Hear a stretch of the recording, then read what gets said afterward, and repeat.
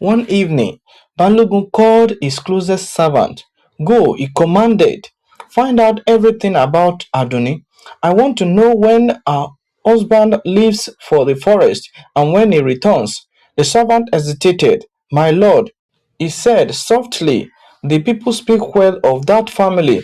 They have done no wrong. Balogun's eyes narrowed. I did not ask for your opinion, he replied coldly. Do as I have said.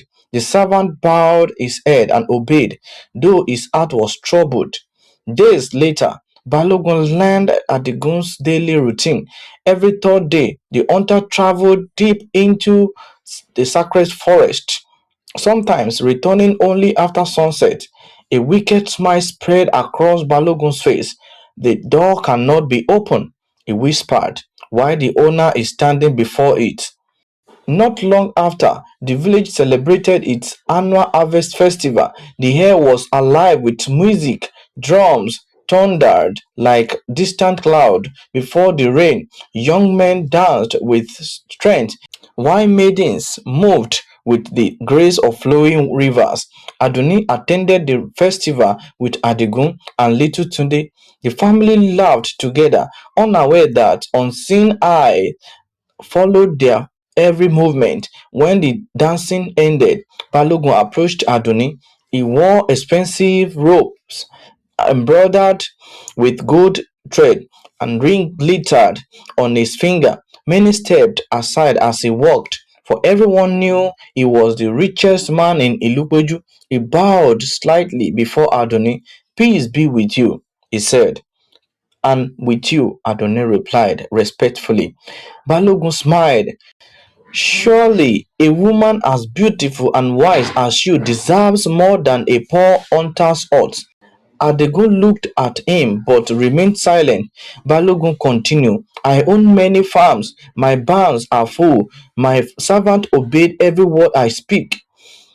Live this life of hardship and become my wife. You will never know hunger again. The laughter around them faded. Those standing nearby became silent. Even the wind seemed to pause. Adonai lifted her head and looked directly into Balogun's eyes. Then she spoke with a calm voice that carried the strength of truth. My husband may not own many farms, but he owns my heart. She held at the gun's hand. A home built on love is richer than a palace built on greed. The people murmured in agreement. Balogun forced a smile, but inside him, pride shattered like a clay pot thrown upon stone. He leaned closer and whispered so that only Adunno could hear, you will regret this, without another word. He turned and walked away. That night, while the village slept peacefully beneath the stars, Balogun sat alone in his compound. He could not bear the shame of being rejected before the people. His pride became wounded lion, pacing restlessly inside his heart. Then a terrible thought entered his mind. If Adigun were gone, he stopped speaking aloud, but the silence finished his sentence for him. The next morning, Balogun secretly sent one of his trusted servants to a neighboring village where dangerous men lived. Men whose hands had forgotten honesty and whose hearts no longer feared God. When darkness covered the earth a few nights later, those men slipped quietly into Ilupeju. They met Balogun at the edge of the forest. I want no witnesses, Balogun said, handing them a heavy bag of cowries. Only one man must never return from the forest. The leader of the strangers counted the money. It shall be done. The following day, Adigo prepared for another hunting journey. As always, Aduni packed roasted yam and clean water into his leather bag. For reason she could not explain, her heart felt unusually heavy. My husband, she said quietly, I do not know why, but today my spirit is uneasy. And the ghost smiled gently. Do not fear, my dear. The same God who protected me yesterday will protect me today. Little today ran forward and hugged his father's leg. Bring me another antelope on, father. Adigun laughed. If God permits, I shall bring you one. He kissed his wife on the forehead. waved to his son, and disappeared into the forest. Adunni watched him until she could no longer see him among the trees. She did not know that would be the last time she would ever see her husband alive. Deep inside the forest, Adigun hunted peacefully, unaware that evil walked behind him. The forest, once alive with the songs of birds, suddenly grew strangely silent. Even the leaves seemed afraid to move. Then a twig snapped. Adigun turned. Before he could reach for his spear, masked men rushed from behind the trees. He fought bravely, for courage lived in his heart. His spear struck one attacker, and another stumbled to the ground, but they were too many. Heavy club struck his back. Another blow landed on his shoulder. He fell to one knee, looking toward the sky. Adigun whispered with his final strength, "Father, into your hands I commit my spirit. Watch over my wife and my son." The forest answered with silence. The birds flew into the sky. The wind sighed through the trees, and the life of a good man slipped quietly into eternity. The murderers vanished into the darkness, leaving his lifeless body beneath the ancient tree. Back in the village, Adunni waited. She prepared the evening meal. She placed a wooden bowl where her husband always sat. The sun slowly disappeared beyond the hills. Night arrived. Still, Adigun did not return. She stood at the entrance of her compound, searching the narrow path with anxious eyes. Every sound made her heart leap, but only the wind answered. Little Tunde tugged gently at her wrapper. "Mother, has father lost his way?" Adunni forced a smile, though fear gripped her heart. "No, my son, he will come." But deep inside, she felt that something terrible had happened. Friends, the ancestors were right when they said, when the owl cries at noon, the wise prepare for bad news. Before another sunrise, all of Ilupeju will wake to a sorrow that no family should ever know. The night that Adigun failed to return was the longest night Adunni had ever known. She sat outside her small mud house, holding a flickering oil lamp. Every sound from the forest made her lift her head with hope. "Perhaps that is him," she whispered. But it was only the wind dancing through the trees. Little Tunde had fallen asleep in her lap, still clutching the small wooden toy his father had carved for him. Every now and then, the little boy murmured in his sleep. As dawn painted the eastern sky with soft shades of gold, the village hunters prepared to search for their missing brother. No hunter stays in the forest this long without sending a sign, one elder said bravely. Armed with spears and courage, they disappeared into the thick forest. Hours passed. The village grew unusually quiet. Even the market women spoke in whispers. Then, just before midday, the hunter returned, but they were not singing the songs of victory. They were carrying something on a stretcher, woven from fresh bamboo.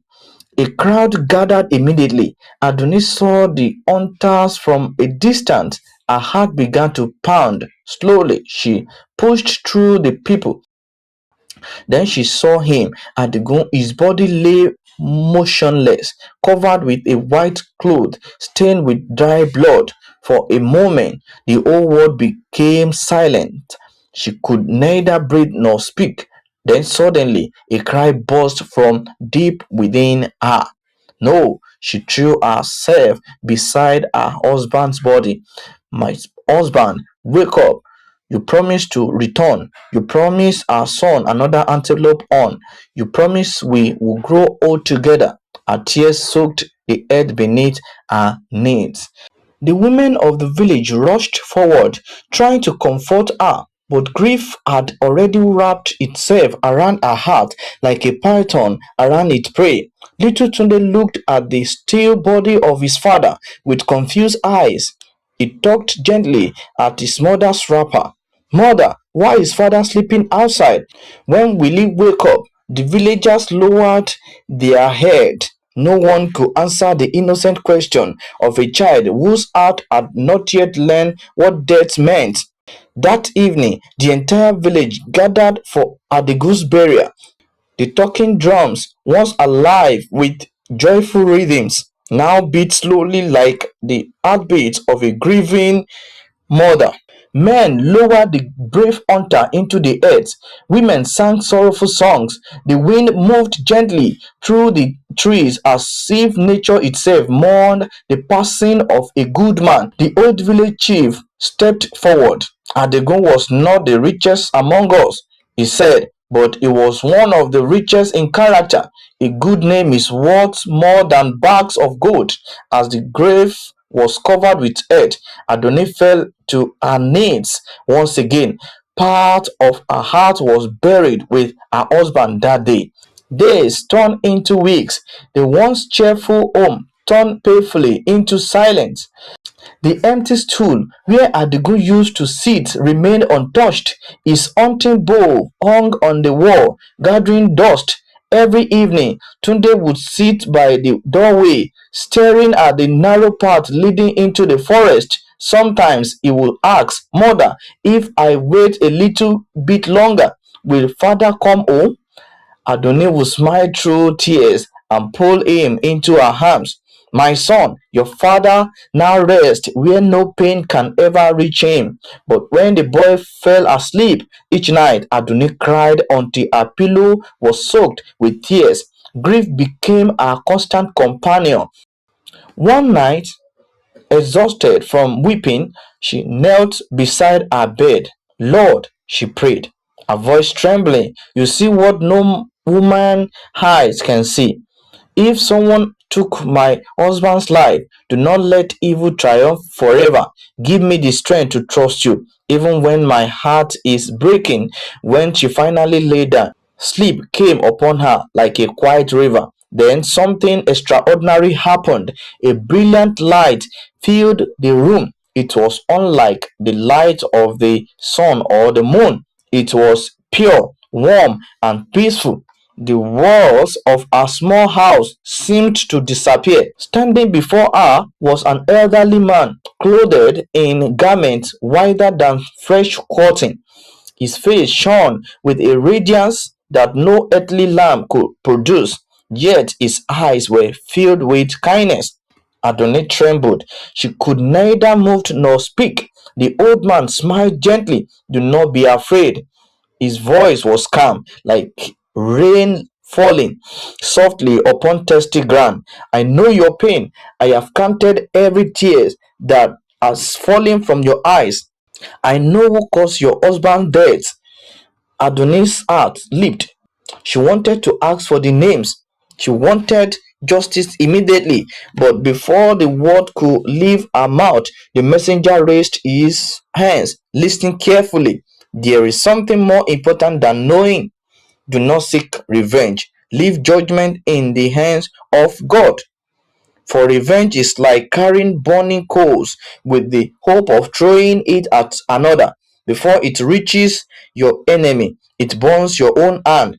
The one who dug this pit will not escape justice. My time is not your time. My judgment may appear slow, but it never fails. Trust me. Wait, forgive. Do not allow hatred to become the master of your heart."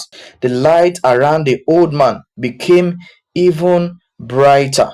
Adunni nodded. She wiped away her tears. For the first time since Adigun's death, a small flame of hope began to burn inside her heart. She decided she would wait. She would trust God. She would leave justice in his hands. But friends, the greatest battles are not always fought with spears or sword. Sometimes they are fought inside the human heart.